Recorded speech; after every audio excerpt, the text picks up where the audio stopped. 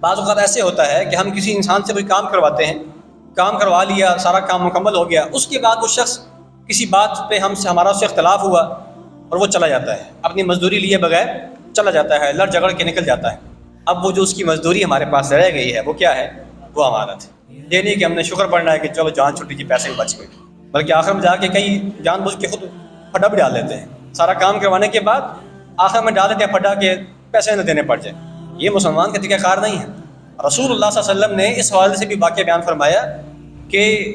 وہ جو 3 لوگ غار میں پھنس گئے تھے، 3 لوگ جو بنی اسرائیل کے، صحیح بخاری کی روایت ہے، غار کے اندر پھنس گئے تھے، تو ان تینوں نے یہ کہا کہ ہم میں سے ہر شخص اپنا نیک عمل اللہ کے سامنے پیش کرے اور اس عمل کو پیش کر کے اللہ سے یہ دعا کرے، اللہ میں نے یہ عمل تیری رضا کی خاطر کیا تھا، اگر آپ کو میرا یہ عمل پسند ہے تو آپ اس پتھر کو ہٹا دیں، ہماری مصیبت کو دور کر دیں۔ تو ان میں سے ایک آدمی نے یہ دعا کی تھی اللہ کے سامنے، اپنا یہ نیک عمل رکھا تھا کہ اللہ میرا ایک مزدور تھا، میں نے اس سے کام کروایا، ملازم تھا، کام کروایا، کام کروانے کے بعد جب وہ میرے پاس مزدوری لینے کے لیے آیا تو اس کا میرے ساتھ جھگڑا ہو گیا مزدوری کے معاملے پر، تو وہ مزدوری چھوڑ کے چلا گیا۔ کچھ عرصے کے بعد دوبارہ وہ میرے پاس آیا، 1-2 سال بعد میرے پاس دوبارہ واپس آیا، تو اس نے مجھے کہا کہ اللہ سے ڈرو، تمہارے پاس میرے پیسے پڑے ہوئے ہیں، میں نے مزدوری کی تھی، مجھے میری مزدوری واپس دے دو۔ تو اس نے کہا کہ اے اللہ میں نے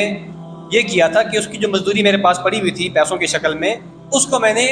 تجارت میں لگا دیا، اور اس کی وجہ سے میرے پاس بہت زیادہ جانور جمع ہو گئے، بھیڑ بکریاں جمع ہوگی، گائے جمع ہوگی، بہت زیادہ۔ تو اس نے مجھے کہا کہ مجھے میرے پیسے دو۔ میں نے اس سے کہا کہ جتنے جانور سامنے کھڑے ہیں یہ سارے تمہارے ہیں، یہ جتنی بھیڑ بکریاں کھڑی ہیں ساری، یہ میں نے تمہارے ہی مزدوری کی پیسوں سے اس میں ڈال کر میں نے تجارت کی ہے، اللہ نے اتنی برکت دے دی ہے، تو یہ سارے کا سارا تمہارا ہے، تم آ کر لے جاؤ۔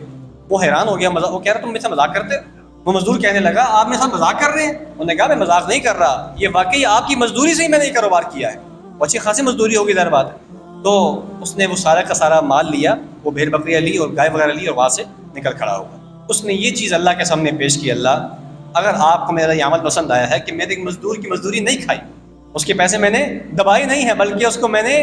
کاروبار میں لگا کے بڑھا کر اس کے حوالے کیا ہے، کہ اللہ اگر آپ کو میرا یہ عمل پسند آیا ہے تو اس مشکل کو ہم سے دور کر دیں۔ تو فرمایا کہ جب اس نے یہ دعا کی تو پتھر وہاں سے ہٹ گیا، غار کے سامنے سے، غار کا دروازہ کھل گیا۔ تو کسی کی کوئی چیز ہمارے پاس اگر رہ جائے تو وہ کیا ہوتی ہے؟ امانت ہوتی ہے۔